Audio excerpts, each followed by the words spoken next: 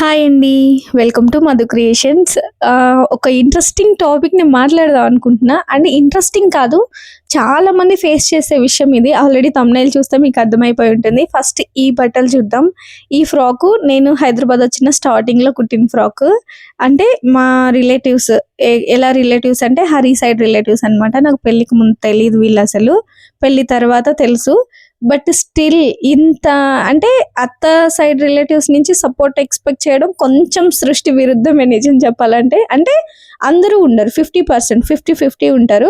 And ఈ frock అయితే సాన్వి పుట్టినప్పుడేమో కుట్టించాను నేను. అదే తీసుకొచ్చింది సైజ్‌కి. నాకు భలే నవ్వొచ్చింది. అంటే స్టిల్ అప్పటినుంచి కూడా మధ్యలో కొన్ని కుట్టాను ఒకసారి. మళ్ళీ ఇప్పుడు అన్నమాట. అంటే ఒకసారి కొంచెం ఎక్కువ. ఒక 10, 11 అలా ఒకసారి అలా ఎక్కువ కుట్టించుకొని ఎళ్తది. ఇంకా కొన్ని డేస్ సేమ్ యూజ్ చేసుకుంటారనమాట. అండ్ ఎందుకు నేను ఈ విషయం గుర్తొచ్చిందంటే నాకు ఈ రిలేషన్స్ గురించి అంటే ఎందుకు గుర్తొచ్చిందంటే వీళ్ళు హరీ సైడ్ రిలేటివ్స్ కదా! బట్ నా సైడ్ రిలేటివ్స్ కాదు అమ్మ తరపున. బట్ స్టిల్ నాకంటూ ఒక మంచి చెప్పుకోవడానికి, మనసులో మాట చెప్పుకోవడానికి ఉన్న మంచి వ్యక్తుల్లో వీళ్ళొకరనమాట పెళ్ళైన తర్వాత. ఆఫ్‌కోర్స్ మీకు తెలిసే ఉంటది పెళ్ళైన తర్వాత సిట్యుయేషన్ మనది ఎంత భయంకరంగా ఉంటుందని గూడా. ఏంటంటే వీళ్ళిద్దరు జెంట్స్, నేనొక్కదాన్నే. అందులో నేనసలు కలవలేను. ఇప్పుడింకా చాలా బెస్ట్. ఈ మాత్రం ఉన్నా నేను చాలా ఇంట్రోవర్ట్. ఇప్పుడు చాలా మారిపోయా నిజానికి. కొంచెం ఏరియా మారుతుంటే అండ్ వర్క్ మారుతుంటే మనుషులతో మాట్లాడడం అలా చాలా నేర్చుకున్నా. ఇంతకుముందు చాలా కొంచెం తక్కువే మాట్లాడేదాన్ని. బట్ వీళ్ళే కలుపుకొని, వీళ్ళే మాట్లాడి చాలా మంచిగుండేవాళ్ళు నాతోటి. అంటే నాకంటూ ఒకరున్నారు. ఒకళ్ళంటే అలా అని కాదు. మళ్ళీ ఇంకా ఉన్నారు. మా పెద్దత్త కోడలు, కొడుకులైతే చాలా మంచిగా చూసుకున్నారు. ఎవరైనా కూడా చేసిందెప్పుడు మర్చిపోకూడదు. చాలానే చేశారు వాళ్ళు. చాలా హెల్పే చేశారు. ఎందుకంటే నాకసలేం తెలీదు. మా అత్త లేదు గదా! ఇంకా హరి వాళ్ళ మదర్ లేరు. మా పెళ్ళప్పటికే లేరు. అప్పటికే 3 ఇయర్స్ అయిపోయింది చనిపోయి. ఓకే. ఒక 9 ఫ్రాక్స్ ఏమో ఉన్నాయని చెప్తున్నా అనమాట. టోటల్ 9 ఫ్రాక్స్ ఉన్నాయి. ఇంకా తెస్తా అన్నారు. పట్టు టైప్‌ది అది తీసుకొస్తా అనింది. అండ్ చెల్లెలైతది. అక్క అనుకుంటే ఎంత మంచిగా మాట్లాడుతది. నాకు నచ్చుతారు. ఎందుకని తెలీదు గానీ మనసుకి మనం హార్ట్‌కి కొంతమంది తీసుకుంటాం గదా! అలాంటి వాళ్ళల్లో. అండ్ ఇప్పుడు మన టాపిక్‌కొస్తే మన బిజినెస్‌కి రిలేటివ్స్ సపోర్ట్ చేస్తారా? మీ ఎక్స్‌పీరియన్స్ మాత్రం మీరు ఖచ్చితంగా షేర్ చేసుకోండి. మీ బిజినెస్‌కి మీ రిలేటివ్స్ ఎలా సపోర్ట్ చేశారని కూడా తప్పకుండా మీరు కామెంట్ రూపంలో షేర్ చేసుకోండి. నేను తెలుసుకోవాలనుకుంటున్నా. నిజంగా ఎక్సైటింగ్. ఎంతమంది ఎలాంటి సిట్యుయేషన్స్ ఫేస్ చేశారు అనేది మాత్రం ఖచ్చితంగా మీరు ఒక సెకండ్ టైం తీసుకొని కామెంట్ మాత్రం రాయండి. అండ్ నేను ఫేస్ చేసిన సిట్యుయేషన్స్ మాత్రం మీకు చెప్తాను. అండ్ నేను మిషన్ నేర్చుకున్న కొత్తల్లో అక్కడ అమ్మ వాళ్ళ మీకు ఆల్రెడీ తెలుసు నాకు పెళ్ళికి ముందే మిషన్ వచ్చు కదా! నేర్చుకున్న స్టిచ్చింగ్ అనేది. సో, స్టిచ్చింగ్ అనేది నేర్చుకుంటే అది అమ్మ వాళ్ళ ఊర్లో కాబట్టి అందరూ రిలేటివ్సే ఉంటారు. అది పల్లెటూరు గదా! సో, అందరూ రిలేటివ్సే ఉంటారు. టౌన్ ఏంటంటే మిక్స్‌డ్ ఉంటారు. ఇప్పుడు మనం వాళ్ళ రిలేటివ్స్ ఉంటారు. మన పక్కన వేరే వాళ్ళు ఇల్లు కొనుక్కుంటారు అలా. బట్ విలేజ్‌లో అలా కాదు. అందరు రిలేటివ్సే. బట్ అందరూ చాలా సపోర్ట్ చేస్తారు. ఇంట్లో వాళ్ళు ఇవ్వకపోవచ్చు. బట్ అందరూ ఇచ్చారనమాట. అందరూ రిలేటివ్సే కుట్టాను. చాలా హైప్‌గా కుట్టాను నిజానికి. ఎందుకంటే నియర్లీ మీకు ఇంతకుముందు కూడా చెప్పా 10-12 బ్లౌజెస్ కుట్టిన డేస్ చాలా ఉన్నాయి. ఒకటి రోజు, 2 రోజులు కాదు. చాలా డేస్‌లో 10-12 బ్లౌజెస్ కుట్టాను. అది ఈవెన్ మోటర్ కూడా కాదు. అప్పుడు ఏజ్ అలాంటిది. నాకు 18 ఇయర్స్ అలా ఉంటది. నేను స్టిచ్చింగ్ నేర్చుకున్నప్పుడు 17 అంతే. 17 ఇయర్స్ ఉంది నేను స్టిచ్చింగ్ నేర్చుకునేటప్పటికి. ఆ ఏజ్ అలా ఉంటది. అండ్ రెస్పాన్సిబిలిటీస్ అలా ఉండదు.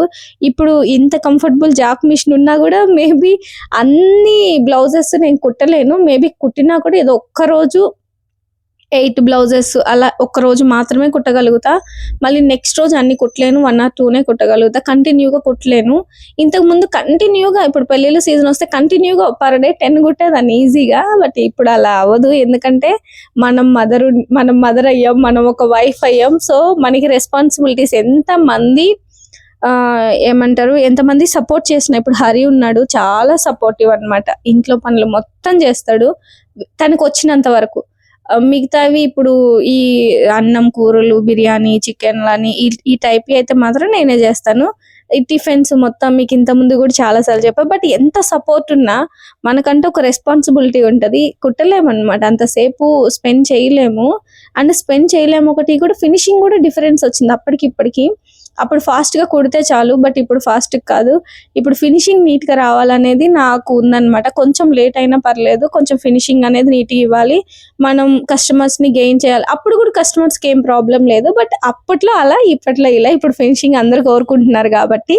అండ్ ప్రతి దానికి ఇప్పుడు ఇంతకుముందు ప్రతి దానికి ఇలా క్యాన్వాస్ వేసి ఇలా చేసేవాళ్ళం కాదు కదా, బట్ ఇప్పుడు అలా చేయాల్సి వస్తుంది. అండ్ సపోర్ట్కి వస్తే ఈ అమ్మ వాళ్ళ తరపు నుంచి నాకేం పెద్ద ఇబ్బంది ఏం లేదు. మంచి వాళ్ళు ఉంటేనే నేను అంతంత కుట్టగలిగాను. ఒక నాకంటూ ఒక అర్నింగ్ అనేది స్టార్ట్ అయ్యిందంటే అది ఖచ్చితంగా స్టిచ్చింగ్ మీదే స్టార్ట్ అయ్యింది, ఇంకా దేని మీద కాదు. జాబ్ ఇవన్నీ పెళ్ళైన తర్వాత కూడా నేను చదువుకుంటూనే ఉన్నా. సో స్టిచ్చింగ్ మీదే నా ఎర్నింగ్ అనేది స్టార్ట్ అయ్యింది.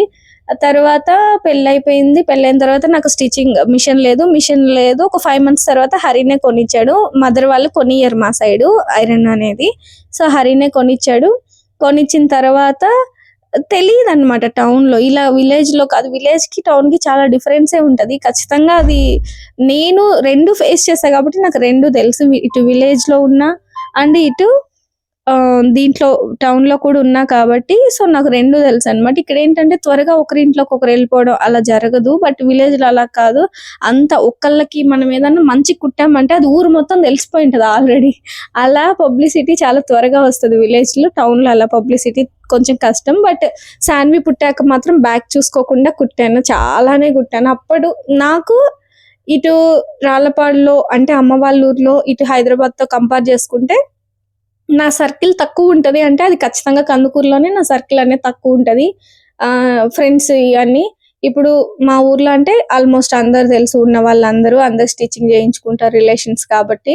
ఇంకా హైదరాబాద్లో అంటారా నియర్లీ 300 మెంబర్స్ తెలుసు నాకు. 300-400 కూడా తెలిసి ఉండొచ్చు మేబీ. అంటే వాళ్ళ రిలేటివ్స్ అలా అంటే చాలా రెగ్యులర్ కస్టమర్ దగ్గర నుంచి ఇర్రెగ్యులర్. ఇప్పుడు యూట్యూబ్ వచ్చిన తర్వాత, యూట్యూబ్ స్టార్ట్ చేసిన తర్వాత యూట్యూబ్ నుండి కూడా నాకు చాలా మంది పరిచయం అయ్యారు. భలే హ్యాపీగా ఉంటుంది. ఫ్రెండ్స్ నాకు సర్కిల్ చాలా పెద్దగా ఉంటుంది అనమాట ఇప్పుడు.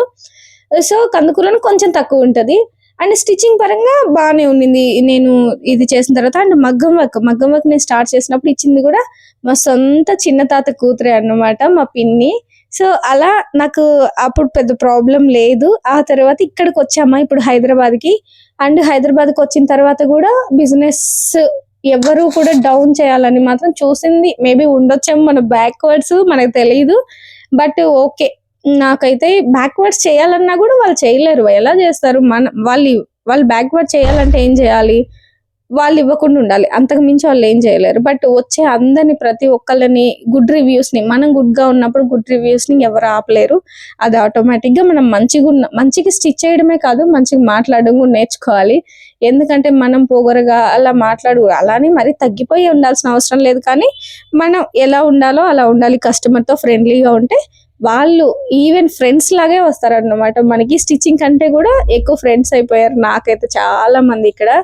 అండ్ ఇక సపోర్టింగ్ విషయానికి వస్తే, ఇంత పని ఎలా చేస్తున్నా అని చాలా మంది అడుగుతారు. ఇప్పుడు సపోర్ట్ అంటే ఉంటారు, కొన్ని బ్యాక్ బోన్స్ ఉంటాయి.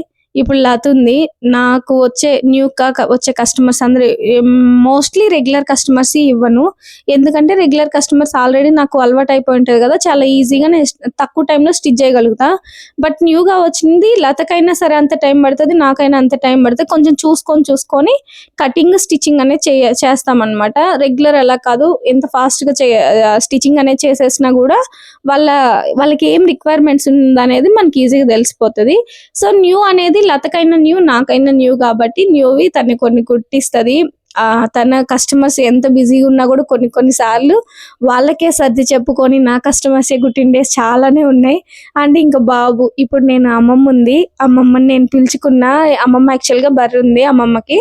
అమ్మమ్మ ఇట్లా ఇంకా 4 పిల్లలు అయిపోయారు. ఇప్పుడు లతకిద్దరు, నాకిద్దరు. లత స్టిచ్చింగ్ ఫుల్, నేను స్టిచ్చింగ్. ఇప్పుడు నేనున్న సిచ్యువేషన్లో ఖచ్చితంగా నాకు ఒక హెల్పింగ్ హ్యాండ్ కావాలి.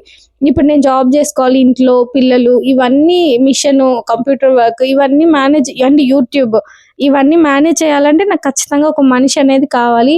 అలా అని ఎవరినో పెట్టుకొని పిల్లల దగ్గర ఆయాలను పెట్టడం నాకు అస్సలు ఇష్టం లేదు. నేను పనైనా మానేసుకుంటా. కానీ ఇప్పుడు చాలా ఉన్నాయి, ఇది సిటీనే కాబట్టి కేర్ టేకర్స్ అని ఇట్లాగా హోమ్స్ అని చాలా ఉన్నాయి చిన్నపిల్లలవి. నేను చచ్చినా వేయలేను అలాంటి వాటిలో. ఈవెన్ నేను అంగన్వాడికి కూడా పంపించడానికి ఇష్టపడాను అనమాట. అలాంటిది నాకు అలా ఇష్టం లేదు. మన సొంత వాళ్ళైతే ప్రేమగా చూసుకుంటారు. రెస్పాన్సిబిలిటీ ఇప్పుడు బయట వాళ్ళు ఏదో చూస్తారు, మనం మనీ ఇచ్చాం కాబట్టి చూస్తారు, బట్ అలా కాదు కదా, ప్రేమగా చూసుకునే వాళ్ళు కావాలి. సో అప్పుడైనా కూడా నేను మా అమ్మ వాళ్ళ సపోర్ట్ తీసుకొని నేను జాబ్ చేసా. ఇప్పుడైనా కూడా కంప్లీట్ ఈ విషయంలో నేను చెప్తే బల్ల గుద్ది చెప్తాను. నేను ఈవెన్ %1 కూడా ఎవరిది లేదు, పక్కన వాళ్ళది. కంప్లీట్ గా నా తరపున మా అమ్మ వాళ్ళు చేసిందే. బట్ స్టిల్ మాటలు ఎలా వస్తాయంటే, వాళ్ళనైతే ప్రేమగా చూస్తుంది, వాళ్ళని పిలుస్తుంది, మమ్మల్ని ఏమైనా పిలుస్తుందా అని కొన్ని మాటలు. మేబీ అందరూ కాదు, ఖచ్చితంగా అందరూ కాదు. ఇది కూడా ఇప్పుడు హరి సైడ్ ఉంటారు, వాళ్ళు కూడా అర్థం చేసుకుంటారు. హరి సైడ్ రిలేటివ్స్ కూడా ఎవరు వెళ్తారు, మరి వాళ్ళ అమ్మోళ్ళే కదా వెళ్తారు, ఇంకెవరు వెళ్ళాలి చూసుకోవడానికి? ఇప్పుడు పిల్లల్ని చూసుకోవాలంటే ఎవరు వెళ్తారు? పనులు మానేసుకొని ఎవరు వెళ్ళారు కదా. ఇప్పుడు మా అమ్మ ఉంది, నాకు డెంగ్యూ వచ్చింది, ఒక 20 days ఉంది నా దగ్గర. డెంగ్యూ వచ్చింది, నేను అక్కడ ఉండే సిచ్యువేషన్ కాదు, నాకు జాబ్ ఉంది, అక్కడ వైఫై లేదు, నాకు వైఫై కావాలి ఒకటిను. హరికి శాన్విని ఇక్కడే వదిలేసి వెళ్ళిపోయాం నేను ఒక్కదాన్నే. సో అలా కూడా శాన్వి చిన్న లద్ దగ్గర ఉంది, అలా ఇబ్బంది అయిపోతుంది కదా. సో అలా ఇబ్బంది అవుతుందని నేను అమ్మనే ఇక్కడ తెచ్చుకున్నా. అమ్మనే ఇక్కడ తెచ్చుకుంటే అప్పుడు వచ్చిన మాటలు కూడా ఇలానే ఉంటాయి. వాళ్ళనైతే పిలుచుకుంటారు, మమ్మల్ని పిలుస్తారా? నీ సైడ్ వాళ్ళని ఎవరు పిలుస్తారు అని. నిజానికి పిలిస్తే వస్తారా? ఈవెన్ నిజం చెప్పాలంటే ఇలాంటి వాళ్ళే తొక్కడానికి ట్రై చేసేది. ఇప్పుడు నా పాప పుడితేనో లేదంటే నా బాబు పుడితేనో చూడ్డానికి కూడా సంవత్సరాల తరబడి టైం తీసుకునే వాళ్ళు కూడా మాట్లాడేది. అది ఇంకా చండాలం అన్నమాట. సంవత్సరాలు చూడడానికి కూడా మీకు టైం లేనప్పుడు, అంటే ఈవెన్ జస్ట్ ఎలా ఉన్నారని చూడడానికి కూడా టైం లేని వాళ్ళు వచ్చి ఇక్కడ ఉండి పనులన్నీ మానేసుకొని, మా నాన్న వదిలేసుకొని, మా తమ్ముడిని వదిలేసుకొని, మా మమ్మీ మళ్ళీ మా నాన్న ఎవరు రారు ఇక్కడికి. మా నాన్న అసలు రాడు ఇక్కడికి. మొన్న బర్త్డేకి వచ్చాడు ఫస్ట్ టైం మా నాన్న ఇక్కడికి. అసలు రాడు, ఎప్పుడు పని. వాళ్ళు ఖాళీగా ఉండరు ఇక్కడికి రావడానికి. బట్ నాకు అవసరమైన పరిస్థితుల్లో, తప్పనిసరి పరిస్థితుల్లో వచ్చి ఉండాల్సి వస్తుంది అనమాట. ఇప్పుడు మొన్న డెలివరీ అయ్యింది, బాబు డెలివరీ అయ్యింది. నేను చెప్పాను, నేను ఇక్కడ ఉండి 3rd month వరకు ఇక్కడ ఉండి వేస్ట్ కదమ్మా, అక్కడ శాన్విక్ స్కూల్ పోయిద్ది, అండ్ నేను ఏదో స్టిచ్చింగ్ చేసేది ఏదో చేసుకుంటా కదా, జాక్ మిషన్ ఉంది కదా, కస్టమర్స్ అందరు పోతారని చెప్పి బతిలాడి తెచ్చుకున్నా. మా అమ్మ అప్పుడు అంటూనే ఉంది, ఇలాగ వెళ్ళారంటే చూడు 3 నెలలు కూడా పెట్టుకోలేదు అంటారు అని అంటూనే ఉంది. బట్ స్టిల్ నేను వచ్చేసింది అన్నమాట. అంటే అక్కడ ఉన్నామని కాదు, వాళ్ళనైతే తెచ్చుకుని ఇక్కడ పెట్టుకున్నారంటే పోనీ వీళ్ళు రావచ్చు కదా. నాకుండే డౌట్, ఈ మధ్యలో గొడవలు పెట్టే వాళ్ళు ఉంటారు కదా, మరి పోనీ మీరు వచ్చి ఉండొచ్చు కదా, పోనీ ఒక 1 week చూసుకోగలుగుతారు పిల్లల్ని, మీరు వచ్చి చూసుకుంటా అంటే మాకు హ్యాపీనే కదా, అమ్మ వాళ్ళు హ్యాపీగా వాళ్ళ పనులు వాళ్ళు చూసుకుంటారు. బట్ ఇలాంటివి ప్రతి ఆడపిల్ల ఫేస్ చేసే సిచ్యువేషన్స్ అన్నమాట ఇవన్నీ. బట్ ఎవరు కాదు, నిజంగా చెప్తున్నా కదా, మా సైడ్ వాళ్ళల్లో ప్రతి ఒక్కళ్ళు అర్థం చేసుకునే వాళ్ళే ఉంటారు. బట్ 1 or 2 members వల్ల ఎంతో పెయిన్ చూడాల్సి వస్తుంది అనమాట. ఈవెన్ ఈయనకి అంటే మెయిన్ ఏంటంటే మన గురించి బ్యాడ్ గా చెప్తారని మనం అనుకోము, మనం చాలా మంచిగా మనసుకు తీసుకుంటాము. వాళ్ళు మన గురించి, మన హస్బెండ్ కి, ఇంకెవరికో ఇంకందరికి చెప్తుంటారు, అది వేరే విషయం. బట్ మన హస్బెండ్ నుంచి మనకు ఖచ్చితంగా ఇంకొకటి ఏంటంటే, వైఫ్ అండ్ హస్బెండ్ మధ్య ఏది దాగదు, అది వాళ్ళకి తెలుసుకుంటే బెటర్ అనమాట. ఎందుకంటే ఇప్పుడు ఈయన వచ్చి నాకు చెప్తాడు, నాకేమో కోపం వస్తుంది, గొడవలు వచ్చేది అలాగే, నాకు కోపం వస్తుంది, నువ్వు ఎందుకు మాట్లాడో, నీకు తెలుసు కదా రియాలిటీ ఏందో, వాళ్ళు ఏమన్నా ఇక్కడ ఎంటర్టైన్మెంట్ చేయడానికి వచ్చారా, పిల్లల కోసమో నా కోసమో వచ్చారు చూసుకోవడానికి, పోనీ ఎవరినన్నా వస్తే రావచ్చు కదా అంటే నేనేం మాట్లాడతా, అదేమంటే అదిగో పెళ్ళానికి సపోర్ట్ చేస్తున్నా అంటారు. మరి అలాంటప్పుడు నువ్వు దాచిపెట్టుకుని, నువ్వు అట్లీస్ట్ మనసులో పెట్టుకో, నాకు చెప్పకు, నాకు చెప్తే నేను ఫీల్ అవుతా కదా అంటే, నేను నీకు చెప్పకపోతే ఇంకెవరో చెప్తా మాదిరి అంటాడు. ఇంక ఇవే గొడవలు అంటే ఇవే అనమాట. ఇప్పుడు ఇంకా వాటిని కూడా వదిలేసాను నేను హ్యాపీగా. మన గోల్ ఏదో మనం పడ్డం బెస్ట్. 3rd person ఎంటర్ అవ్వడాన్ని మాక్సిమం వీలైనంత వరకు కట్ చేయడం, అలాంటి వాళ్ళని అవాయిడ్ చేయడమే బెస్ట్. వాళ్ళతో అసలు ఈ గోల కూడా వద్దనిపిస్తుంది నాకు. మనం ఉండే బిజీలో మళ్ళీ వీళ్ళదో గోల అనమాట. చేసే పనులన్నీ చేసుకుంటూ, హెల్ప్ తీసుకొని అన్ని తీసుకుంటూ ఉంటే మధ్యలో ఇలాంటి వాళ్ళ వల్లనే మనం డిస్టర్బ్ అయిపోయి, మన బిజినెస్ అయితే ఏమి, మన లైఫ్ అయితే ఏమి డౌన్ అవ్వడానికి ఉంటది. బట్ నిదానంగా తెలుసుకున్న తర్వాత మనుషుల గురించి వదిలేసాను నేను. ఇంకా వద్దు, వీళ్ళ గురించి మనకి ఎందుకు వచ్చిన గోల, హ్యాపీగా దూరంగా ఉండడం బెస్ట్. అంటే ఇంకా నా లైఫ్ లో ఇంకా ఆ మనుషుల్ని అలా దూరం పెట్టడమే బెస్ట్. మనం హ్యాపీగా ఉండాలి అంటే, మన హస్బెండ్ తోటి మనం హ్యాపీగా ఉండాలంటే అనిపించింది. ఇది చాలా మంది ఫేస్ చేస్తున్న విషయాలే అయి ఉండొచ్చు ఆడపిల్లలు. బట్ ఉంటాయి ఇంకా. బట్ హస్బెండ్‌తో గొడవ పెట్టుకోకుండా ఉండడం బెస్ట్ అన్నమాట. వాళ్ళేమో తియ్యగా మాట్లాడతారు. ఇది నాన్న, అది కన్నా అనుకుంటా. అలా తియ్యగా ఏమో మనం మాట్లాడలేము. అలా మాట్లాడకపోవడం వల్లే గొడవలన్నమాట. సో, మొత్తానికైతే ఇది నా సిట్యుయేషన్స్ అయితే ఇలా ఉన్నాయి. తప్పకుండా మీ సిట్యుయేషన్స్ ఎలా ఉన్నాయనేది మీరు కామెంట్ చేయండి. బిజినెస్ పరంగా నా రిలేటివ్స్ వరకైతే అంటే అత్త సైడ్ నుంచి వచ్చేవి తక్కువ అనే అనుకోవచ్చు. అంటే నాకొచ్చే ఆర్డర్స్. బట్ అంటే వాళ్ళ దగ్గర లేరు. ఇక్కడ ఎవరు నాకు తెలిసి దగ్గర లేరు. వచ్చే ఆర్డర్స్ తక్కువ అవ్వచ్చు. అలా అని నన్ను డౌన్ చేయాలని ఎవరు చూడరు. చెప్పా కదా 1 ఆర్ 2 మెంబర్స్ తప్ప ఎవరు నన్ను పోన్లమ్మా నువ్వేదో తెలివిగా చేసుకుంటున్నావు. ఇప్పుడు మొన్న ఊరికెళ్ళినప్పుడైనా అంతే, బాబు గుండె చేపించుకోవడానికి. పోన్లేమ్మా నువ్వేదో తెలివితో చేసుకుంటున్నావు మంచిగా, హరి సపోర్ట్ చేస్తున్నాడు. మీ ఇద్దరు మంచిగా ఇలాగే ఎప్పటికి ఇలాగే ఉండాలి. అసలు ఇంకా ఈవెన్ కలిసున్నా గూడా, ఈవెన్ కలిసి కొంచెం నవ్వుకున్నా గూడా తట్టుకోలేని పర్సన్స్ ఉంటారు. ప్రతి ఒక్క లైఫ్‌లో ఉంటారు. నిజానికి నేను భయపడిపోయా మా లత ఎలా చేస్తదా ఏంటా అని. కానీ అసలు కాళ్ళు కడిగి నెత్తిన చల్లుకునేంత మంచి అత్తమామలు దొరికారు మా చెల్లెలికి మాత్రం. నేను దానికైతే నా లైఫ్ లాంగ్ హ్యాపీగా ఫీల్ అయ్యే విషయం మాత్రం అదే అన్నమాట. నాకు భయమేసింది నా పెళ్ళైన తర్వాత ఈ పిల్ల ఎలా ఫేస్ చేస్తది, నేనేదో స్ట్రాంగ్ ఉన్నా కొంచెం అని. అన్నీ చెప్పలేం కానీ ఇలా సోషల్ మీడియాలో. బట్ ఇలాంటి సిచ్యువేషన్స్ మెయిన్‌గా నాకెందుకు చెప్పాలనిపించిందంటే, చాలా మంది డిప్రెషన్ పోవడమో, లేదంటే హస్బెండ్‌తో గొడవపడి దూరంగా వెళ్ళిపోవడమో, అత్తల వల్లలో, ఆడబిడ్డల వల్లనో, మామల వల్లనో ఇలా దూరంగా వెళ్ళిపోవడమో చేస్తుంటారు కదా. బట్ అది చాలా రాంగ్ ప్రాసెస్. దానివల్ల వాళ్ళకి లాభం కానీ నీకేం లాభం లేదు. మనకి నష్టమే జరుగుతుంది. మనకి, మన పేరెంట్స్‌కి. నీళ్ళ తొక్కుకొని ఉండాలి. కొన్ని డేస్ తర్వాత అర్థం చేసుకోవడం స్టార్ట్ అవుతుంది. నిదానంగా అటే అవాయిడ్ చేసి ఇటే ఉండడం స్టార్ట్ అవుతుంది. ఎవరిని అవాయిడ్ చేయకూడదు నిజానికి. ఇటు హస్బెండ్ అయినా కూడా వాళ్ళని వీళ్ళని ఇద్దరిని, నేను అదే అర్థం చేసుకున్నా, ఇద్దరిని మేనేజ్ చేయగలగాలి. తప్పదు ఇంకా. ఇప్పుడు వాళ్ళని తిట్టవచ్చు కదా అని నేను అనడం రాంగ్. ఎందుకంటే ఇప్పుడు ఎవరు కూడా వాళ్ళ రిలేటివ్స్‌ని తిట్టలేరు. అది కూడా వైఫ్‌కి సపోర్ట్ చేసుకుంటూ. ఎందుకంటే అది చాలా రాంగ్‌కి వెళ్ళిపోతుంది అనమాట. పెళ్ళానికి సపోర్ట్ చేస్తున్నావు, పెళ్ళాం వెనక ఇలాంటివి. బట్ సపోర్ట్ చేయనక్కర్లేదు. నేను ఒకటే చెప్పాను, నువ్వు సపోర్ట్ చేయక్కర్లేదు. వాళ్ళు తిట్టినప్పుడు కూడా అవి వచ్చి నా దాకా చెప్పొద్దు, నాతో గొడవ పెట్టుకోవద్దు అని చెప్తా. అంటే నాతో గొడవ పెట్టుకోడు కానీ నాతో చెప్తాడు. బట్ నేనే గొడవ పెట్టుకుంటాను. నాకు కోపం వచ్చేసిద్ది. ఎందుకు ఇట్లా మాట్లాడతారు, అలా మాట్లాడతారు, ఇంత పని చేసుకుంటున్నా, ఇంత చేస్తున్నా, ఎందుకు అసలు ఇవన్నీ మాట్లాడి కొంచెం కోపం వస్తుంది. బట్ ఈ రీసెంట్ డేస్లో అవన్నీ మానేసా. అందుకనే చెప్పాలనిపించింది నాకు ఎందుకో. అంటే నాకు వాట్సాప్‌లో కొన్ని మెసేజ్‌లు నేను చూసిన తర్వాత మన బిజినెస్ అకౌంట్ నుంచి, అంటే నువ్వెలా చేస్తున్నావు అక్క, ఇలా ఉంది నా సిచ్యువేషన్, ఇలా ఉంది మా హస్బెండ్ పరిస్థితి అని ఒక 2-3 మెంబర్స్ చూసిన తర్వాత నాకు ఎందుకో ఇవన్నీ చెప్పాలనిపించింది. మన పని జరగాలి అనుకుంటే మన హస్బెండ్‌తో ప్రేమగానే ఉండాలి. అంటే మన పని జరగాలని ప్రేమగా ఉండాలని కాదు. ప్రేమగా ఉంటేనే అన్నీ జరుగుతాయి. ఏదో కోపడితే ఏమీ జరగదు. ఇప్పుడు నేను అన్నీ నేర్చుకుంటున్నా. మీరు కూడా నేర్చుకోండి. కోపాన్ని కొంచెం కంట్రోల్ చేసుకొని ప్రేమ, అలానే కోపడినానేం కాదు. కోపం వస్తే కోపడతాం, అమ్మటే అయిపోతుంది. పెద్ద ఎక్కువ గ్యాప్ ఏమి ఉండదు. ఇప్పుడే కోపడతాము, అప్పుడే మాట్లాడేసుకుంటాం మళ్ళీ. అలా జరుగుతూ ఉందన్నమాట. కోపం అంటే ఇంకేం లేదు. ఇలాంటి ఈ థర్డ్ పర్సన్స్ వల్లే వస్తుంది. మన వల్ల మనకు వచ్చిన కోపం అమ్మటే పోతుంది. ఏదైనా చిన్న విషయాలు, ఆ పని ఈ పని దగ్గర. బట్ ఇలా థర్డ్ పర్సన్స్ వల్ల వచ్చింది చాలా డేస్ ఉంటుంది కోపము. ఆ కోపం చాలా డేస్ లేకుండా నేను నిదానంగా అర్థం అయ్యేలాగా చెప్పడం నేర్చుకున్నాను. నేర్చుకున్న తర్వాత ఇప్పుడు నేను చాలా హ్యాపీగా ఉన్నా. ఈ సజెషన్ నేను ఇవ్వాలనుకుంటున్నాను మెయిన్‌గా. అండ్ ఎవరో సపోర్ట్ చేయట్లేదని మీ బిజినెస్ మీరు ఆపొద్దు.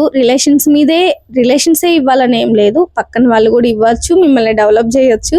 మీరు ఖచ్చితంగా బ్యాక్ డ్రాప్ వేయకుండా, ఇప్పుడు నేను చేసిన పని కూడా అదే. ఇది షిఫ్ట్ చేసేసాం కదా మిషన్స్, ఒక షాప్‌లా తీసుకున్నామని చెప్పాం కదా. సో ఏదేమైనా సరే బ్యాక్ డ్రాప్ వేయకూడదు అనేది నా కోరిక. సో ఖచ్చితంగా ఆల్ ది బెస్ట్ చెప్పండి నాకు. Bye, subscribe.